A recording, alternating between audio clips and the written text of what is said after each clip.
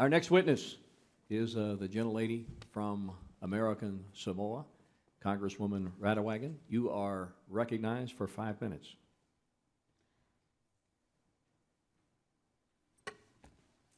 I'd like to thank you, Mr. Chairman, and the ranking member for allowing me the opportunity to testify today. It is my mission to see that the people of American Samoa are afforded the same opportunities and resources as their countrymen have here in the States and other territories, which is why I serve as Vice Chairman of the House Natural Resources Subcommittee on Indian, Insular, and Alaska Native Affairs, and it is in that capacity that I speak to you today. The dedication of the people of the United States territories to the United States is unquestioned, as evidenced by their unmatched rate of enlistment into our nation's armed forces, and we're grateful for all funding assistance. However, for many years now, the territories have been shortchanged and even left out altogether when it comes to funding from the federal government. In regards to health care in my home district, there is only one hospital to serve 65,000 people in American Samoa. The funding for the hospital comes from the Office of Insular Affairs allocation for the American Samoa government operations. The amount allocated through that account has not changed since its inception over 20 years ago and sits at $22.75 million annually. Because this account also funds our local Department of Education, the local community college, and the High Court of American Samoa, the current figure is inadequate, to say the least. Imagine if a state, any state, had that same amount of funding for just its elementary and secondary education department. There would be an uproar, to say the least. This is not just the case for American Samoa. The issue of non-adequate funding for all territorial programs persists through all 5 U.S. territories, and while some progress has been made recently in the area of education funding, it is still far from being on par to the dollar amount allocated per student in the states.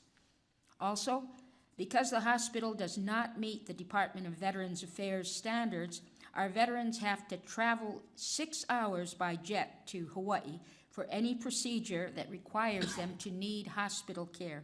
Think about that. That's like having to fly from Washington, D.C.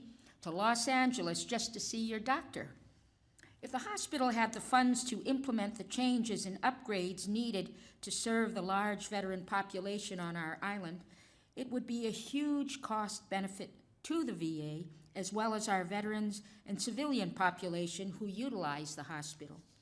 It is my intention to pursue legislation this year that would require VA to conduct a study to see what changes and improvements need to be made at LBJ Hospital so that our veterans can be served there instead of having to fly to Hawaii.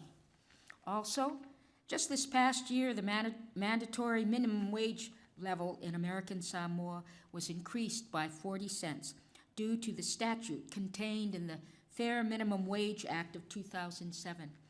Many of ASG's employees are minimum wage level, and I'm concerned that without an increase to the ASG operating account, they'll be forced to cover an unfunded mandate that could very well lead to the same situation that Puerto Rico currently finds itself in. When it comes to transportation and infrastructure funding, or lack thereof, to properly repair current roads and bridges is causing a hardship on those who travel them, and a loss of revenue that is so crucial to the continued health of the local economies. While I understand that times are tight and we need to look for ways to reduce the deficit, abandoning our responsibility to provide safe and reliable roads in the territories is not the way to go, and the territories should not be forced to compete among themselves for the already grossly inadequate funds they receive. An increase to that account would go a long way in resolving the issue. In order to maintain and even improve the quality of life, create economic opportunity, and to promote efficient and effective governance in the territories, I'm also in support of increases to the budget of the Office of Insular Affairs for activities in technical assistance and maintenance assistance, all of which address top concerns identified by island leadership and benefit all insular areas. I'm also in support of action to approve and implement an agreement with the Republic of Palau that emerged from the review of its Compact of Free Association. The agreement was reached in 2010, but has not been approved by Congress because of many disagreements with the administration about how to fund it. One of the most important and significant achievements the United States could do this year in the Pacific region would be to approve that agreement.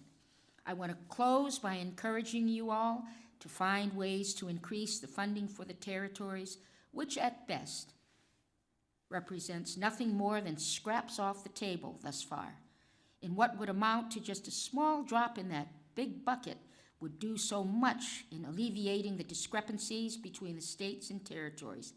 Thank you again for allowing me to be here today and for the work you do to ensure that all Americans are afforded the same opportunities and resources during such fiscally difficult times. Thank you, Mr. Chairman. Thank the gentlelady.